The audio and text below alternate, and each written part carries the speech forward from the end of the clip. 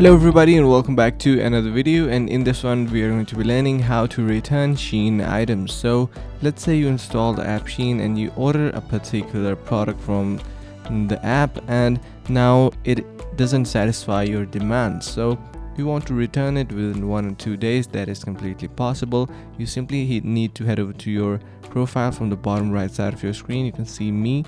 Simply head over to that, and here you can see you have this option of returns.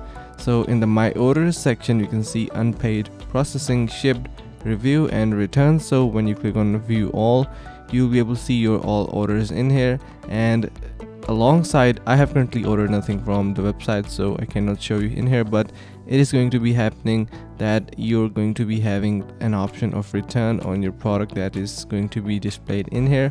So simply head over to this view all options, and here you can see you have this all orders option, and from here you can simply head over to returns as well.